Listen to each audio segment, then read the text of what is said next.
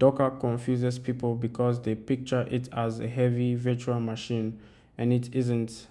There's one picture that fixes that, and once you have it, Dockerfile ports and runs the same everywhere, all stop being magic. So here it is.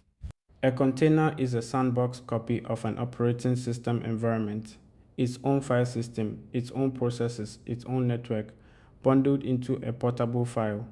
That's the whole thing. Hold that picture, because everything else falls right out of it. Picture your app running on your laptop. It sees your whole machine, your files, your installed node, your environment variables, your network. A container takes your app and drops a wall around it. Inside that wall, it gets its own private file system, its own process list, its own network. From inside, it looks like a fresh little Linux machine. From outside, it's just a normal process on your computer. That's the trick.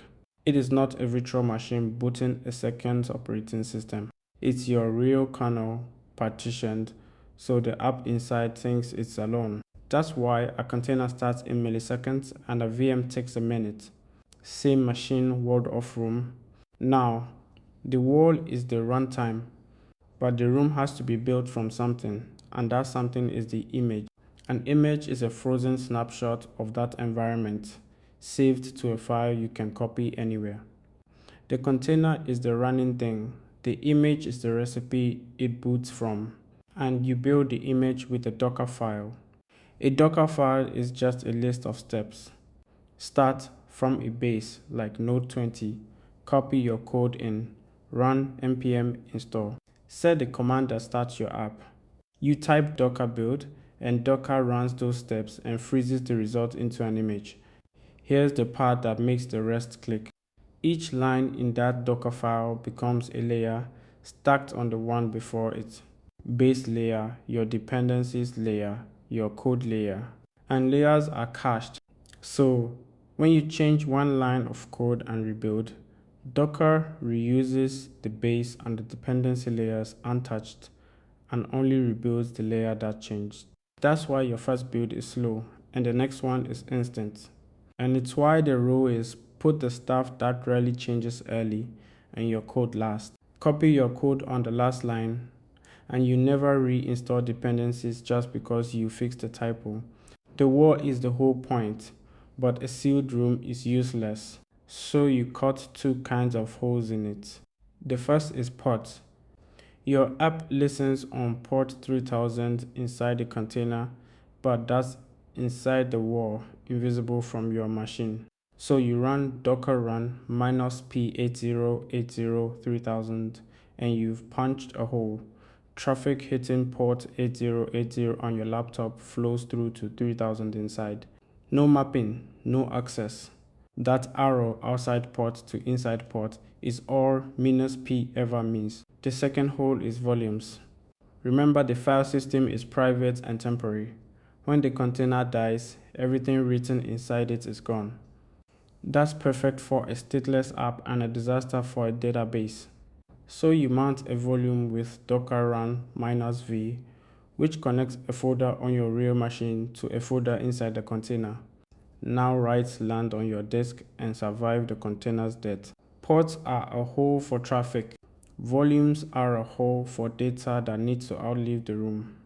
Now the famous line makes sense. It runs the same everywhere. Sounds like marketing until you see why it's literally true. The image isn't just your code. It's your code plus the exact operating system base, the exact runtime version, the exact installed libraries, frozen together into one file. So works on my machine dies because the machine is in the box. Your laptop, your teammates, the CI server production, they all boot the identical frozen environment. The only thing the host provides is the Docker runtime to unfreeze it. That's the entire value proposition, and now it's not a slogan, it's just what an image is. Two honest gotchas, because Docker is not free. First, image size. Pull a full base image without thinking and you've got an 800 megabyte image to ship on every deploy. The fix is small bases, Alpine variants, slim tags, and multi-stage builds that throw away your build tools before the final image. Watch your image sizes or your deploys crawl. Second, the big one, state. Everything inside a container is disposable by design. People learn the sandbox model, run a database in a container, skip the volume, and one restart later, the data is gone. That's not a bug, it's the model working exactly as designed. The rule that saves you: containers are cattle, not pets.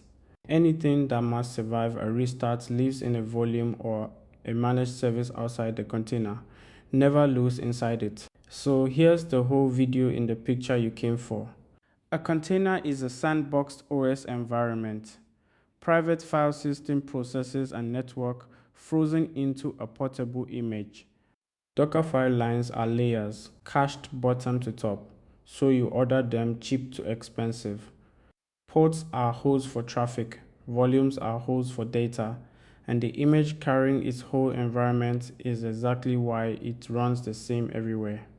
Read one Docker file with that picture in your head, and Docker stops being magic.